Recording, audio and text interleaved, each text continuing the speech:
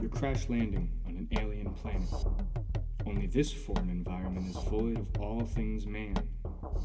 This world exists in the folds of the universe, in the nooks and crannies of everyday life, and it is overflowing with the essence of immaterialism.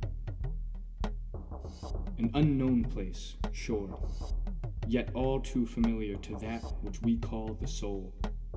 A world that is within us all, one we once called home. Welcome back to the world beyond.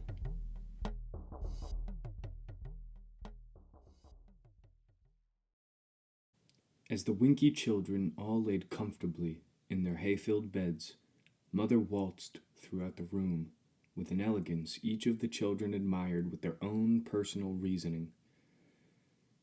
Her footsteps were inaudible, as she crept so quietly a house cat would be impressed. She did so from habit, so as not to awake the children once they've been put to sleep. However, all of the children remained awake in this cottage of Renfrew. And so too did the frustration of an adult forced to face the brunt of life alone. Betsy, Brianna, Bethany, Beth, and Willie, not Willie, they all stretched their limbs in every direction, all letting out their own unique groan of a day's work being dropped to the floor. And since the absence of a real man in the house, it meant they'd all have to be farm hands. They'd all have to tend to the crops, and they'd all have to feed the animals and shave the sheep when their coats started wrinkling, and bathe the pigs when the layer of mud and scat dried into a rock-like substance. They took care of all the things on that land, and, well, Mama took care of the rest. When she finished her circling of the room, making sure all were snugly fit in their beds, she turned to the opposite end and faced the dark wooden door that was bolted with 2 padlocks and a doorstop jammed between the gaps. She sprayed a mist of holy water towards the door before approaching, and as she did, she signed the cross over and over and over again as she prayed the Our Father. She reached the door's face and placed her right hand against the wooden door. Lightly she scratched once. A scratch is returned from the opposite side, and the children turn their heads away as they know what is next to come. The entire home worked their butts off day and night in order to fill the gap left by Pa's absence. The work their father did when he was with them still never went underappreciated. Yet since he'd been gone, they had all realized, including Mother, just how much work he did that truly went underappreciated. You see, with fathers, you don't notice what they give until it's gone, and oftentimes you don't notice what you have until it's, well, losing father was almost too much to handle. You see, he would do all of the things that Billy did and have all of the tasks that Betsy handled done before the chickens rose, and Pa would have what the kids could handle in a day done before his tea was even finished boiling. And they certainly knew this now, and they certainly missed him as a result. But Mother was strong. Mother kept the children from harm so as to prevent them from losing one another ever again. Like I said, it was too much to handle. Damn near, at least. And the family could not handle another loss of any kind, even the loss of Willie. Willy Winkee was his true name. And Wee Willie was a bright young boy with a keen eye for the rules. You see, he rarely stepped out from line and only ever did so that he could help another back into it. Willie was as straight as an arrow, balanced by Philetus herself, and would certainly hit any target he was released in the direction of. However, like many boys and their fathers, Willie had what many would have called a short leash. And all that which has been ascribed to his character, this is simply a gift bestowed upon him by his mother, and nothing of a natural way of being. Willie was monitored strictly. With the loss of father, the family was hell-bent on preventing another. He was a young boy, and as such he was given the least vital chores. However, they were chores nonetheless vital. He'd pick the fleas from the sheep and cows and pigs, and he'd warm the eggs of the hens who had too many eggs to warm themselves. The chores themselves didn't matter much to Willie.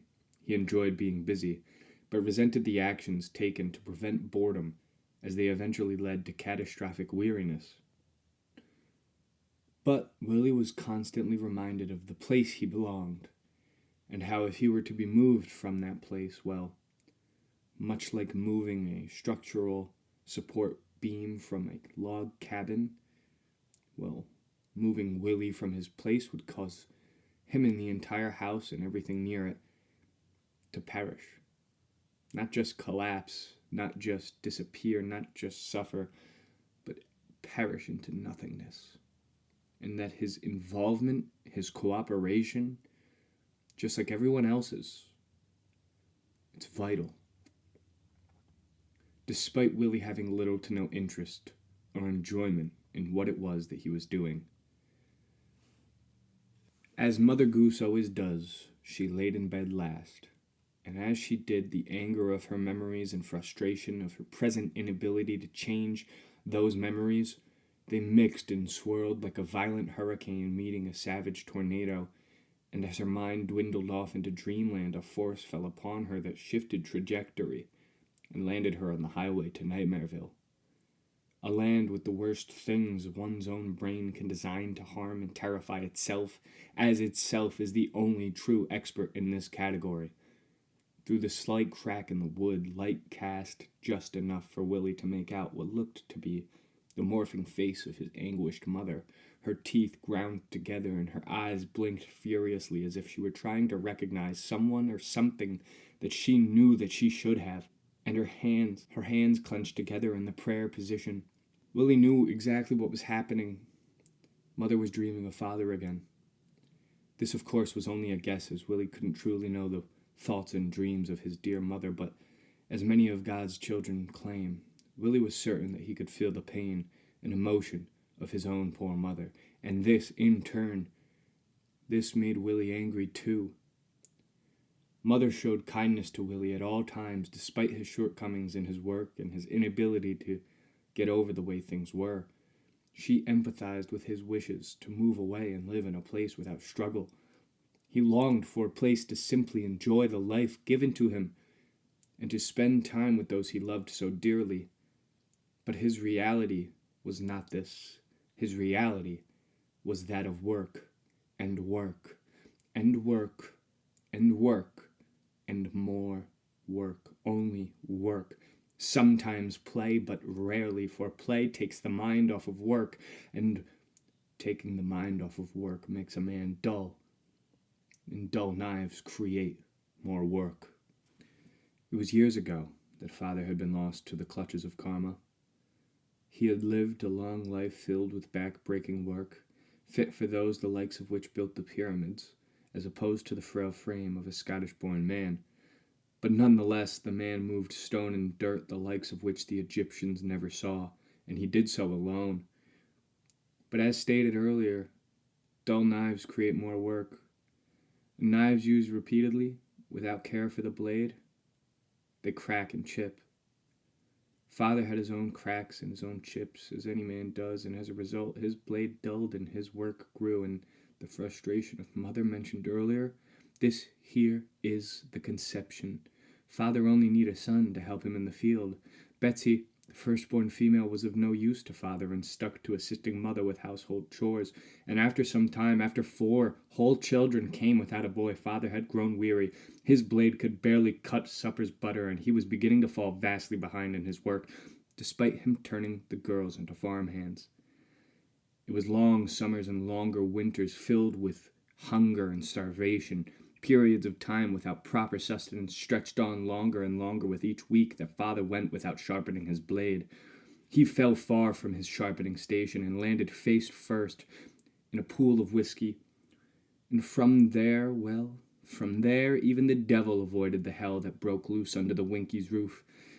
As a result, father's blade dulled to a rounded edge, and the once vibrant flower that was Willie's mother wilted. That is, until Willie was born. Willie was born in the winter of the next year, and somehow, each of the Winkies lived to see his birth. A brief moment of warmth overcame the icy depths of the cottage on the hillside. The family rejoiced in the first son being born, and that from this will come the break father had been longing for, a break where he could finally tend to his tattered blade. Unfortunately, this break would not come, and this newfound warmth would dissipate quickly. Years passed, and Willie grew accordingly each year. By age 10, he was full-time helping Pa with the farmhand responsibilities. However, this stretch of prosperity for the Winkies would be one that was short-lived. The cold front was moving back in, and winter would soon settle again over the hay roof the Winkies called home. Wee Willie was age 10, and like any boy his age. Height, weight, and athleticism too all fit within the box of a 10-year-old's normalcy. But it was soon after his 11th birthday that the family began to notice something peculiar. Willie began to disappear for varying increments of time, each of which longer and longer and longer. By the time he was 12, 13 years old, he would be disappearing for days on end without being heard from. Upon return, he'd be met with the blunt edge of his father's dulled blade. Over the months, he began to grow frustrated with his father. His family, his farm, and all that he ever knew seemed to laugh in his face. He grew to resent his predicament and swore to himself that he would change it. In their small village, nobody had the luxury of following any internal desire. They simply took on the work their father had laid out for them and kept their head down as they did. But Willie began to dream, and his father hated that. "Dreams are nothing but reality killers, wee boy." His father often cursed his son's existence with the belittling preface of "wee," despite this being a common sobriquet of preference of most young lads in the green hills of Scotland. Willie resented this cognomer. It was on his 14th birthday when the cork that held Renfrew in place popped. Willie had been off on another escapade of days without being home, but this time he had made it halfway to the city. He had realized that if he made it halfway there during the day, he'd be able to make it the rest of the way there by nightfall. However, upon his return home, he was faced with something that would cast doubt on his plans. He arrived home to see the dull edge of father's blade being struck against a wilting flower. To save the gore, it is said that in Renfrew to this day, the screams of Willie's father are heard in the plains of the Sahara. It is said also that the tombs of the pharaohs situated within those plains, they were knocked from their casing stones, and their spirits were knocked from their beds in the afterlife, spilling their souls into the reality that we inhabit. It is said that nobody ever saw Willie again after that night, that the family acted as though Willie never existed, and that father ran away on his own accord some time ago. The truth? Well, where our stories take place, the truth is only as knowable as the hands of God are seeable. What is said to be most accurate, however, is that Willie's mother reacted so painfully, so horribly to Willie's protection of her, that she locked him in the well out back rather than building an immaterial wall to block out that pain, the pain of her memories. She decided it'd be easier to use an already existing physical boundary to lock away the reminder. She left her seed of destruction to self-destruct within the confines of a place similar to each of our own very beginnings. What she did not know was that her very actions were not that of destruction. In fact, her locking away of the truth only made it angry, and anger is in no way, shape, or form something to be carried over to the other side. For bringing this with will cause the heart to outweigh the feather, and doing so will result in one soul tormenting the earth. Or better yet, those on earth whom caused the torment of this soul, they shall endure the same for millennia. In the town of Renfrew, and all over Scotland today, wee Willie Winkie's tale lives on. Only nobody knows the true origin of how this tale began. Like all children's nursery rhymes, Willie's tale originates from a true one of torment and disaster.